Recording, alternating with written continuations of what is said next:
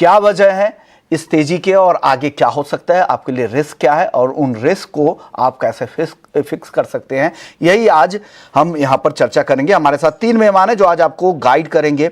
अनिंद बैनर्जी हैं कोटक सिक्योरिटीज से, अजय केडिया हैं केडिया एडवाइजरी से, भाविक पटेल हैं रेडबुल सिक्योरिटीज से।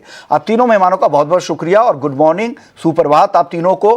भाविक जी, जिस तरह की रैली और तेजी यहाँ पर चांदी में नजर आ रही है, उससे डाउन साइड कितना रिस्क बढ़ गया है और कब तक ये करेक्शन हमें देखने को मिलेगा? कितना करेक्शन आप यहाँ से अब आता हुआ देख रहे हैं चांदी में?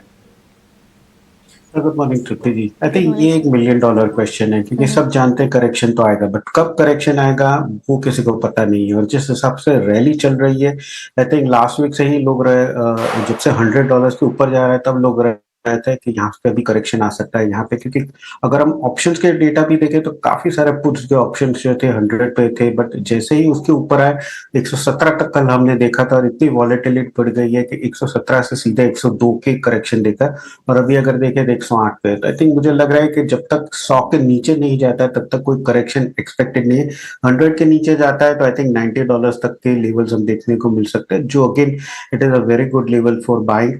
और अभी के लिए फिलहाल मुझे लग रहा है 118 का जो हाई है, अगर उसके ऊपर जाता है तो शायद नए हाई बन सकता है और मोमेंटम आ सकता है।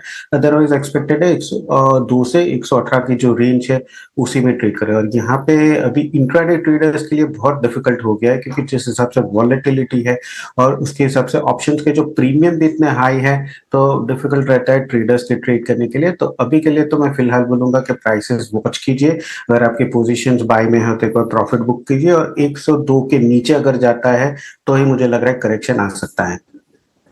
ठीक है, अगर आपकी पोजीशन है तो यहाँ पर प्रॉफिट बुक कीजिए। 102 या 100 के नीचे आता है तभी कोई करेक्शन यहाँ पर आता हुआ नजर आएगा और फिलहाल वेट एंड वॉच की स्थिति में यहाँ पर चांदी है।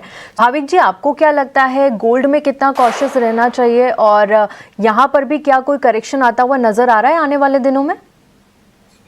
देखिए, कल हमने देखा था कि जो ड्यूरेबल गुड्स ऑर्डर आए थे यूएस के वो बेहतर आए थे, बट उसके बावजूद भी अगर हम देख रहे हैं कि जो गोल्ड के लिए नेगेटिव था उसके बावजूद भी गोल्ड पॉजिटिव चल रहा है। तो क्लियरली अभी कोई भी गोल्ड का नेगेटिव न्यूज है वो डिस्काउंट ही कर रहा है। और अगर जैसे आगे जाके देखेंगे तो अगर यूएस का गवर्नमेंट का शटडाउन आएगा तो अगेन वो डॉलर पे इफेक्ट करेगा नेगेटिवली, तो गोल्ड के लिए पॉजिटिव है। ओवरऑल आई थिंक टेक्निकली भी $4900 के नीचे जब तक नहीं जाता तब तक मुझे नहीं लग रहा है कि गोल्ड में कोई सीरियस करेक्शन आ सकता है। ऊपर अभी भी 5300 से 5350 के टारगेट्स है, मुझे लग रहा है आ सकते हैं। यस, गोल्ड की रैली जो है थोड़ी ओवर स्ट्रेच जरूर से है, बट अगेन मैं बोलूंगा कि यहाँ से शॉर्ट मत कीजिएगा। आई थिंक कोई भी डिप मिलती है तो बाई करना चाहिए, और 4900 के नीचे ही मुझे लग रहा है कि करेक्शन आ सकता है। तो गोल्ड में सिल्वर के कंपेरेटिवली थोड़ा मैं ज्यादा सेफर लग रहा है, क्योंकि सिल्वर ज्यादा वॉलेटाइल है।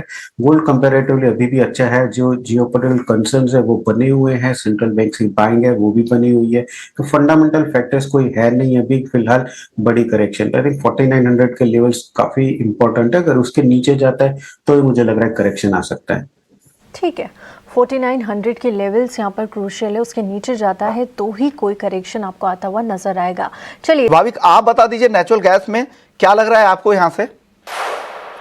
नेचुरल गैस में अभी भी मुझे लग रहा है थोड़ी तेजी बाकी है। यस, जैसे खीड़िया जी ने बताया, इनफैक्ट दिसंबर में अगर यूरोप के इन्वेंट्री देखे तो 69% है, लास्ट वीक 46% और ये वीक 43%। तो इतना एक महीने में इतना शॉर्ट इन्वेंट्री कम होना जो आई थिंक यूरोप में पैनिक है।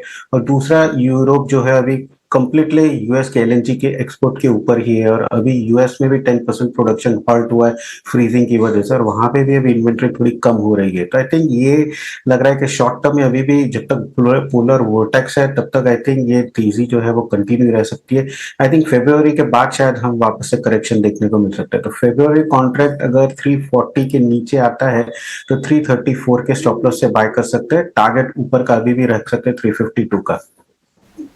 ठीक है, नेचुरल गैस पर यहाँ पर आपने भी अपने लेवल्स सुझा दिए हैं। तीनों ही मेहमानों, आप तीनों का बहुत बहुत शुक्रिया हमारे शो में आने के लिए और तमाम कमोडिटीज़ पर चर्चा के लिए। शुक्रिया। चलिए इसी के साथ आगे बढ़ते हैं। इस साल दाव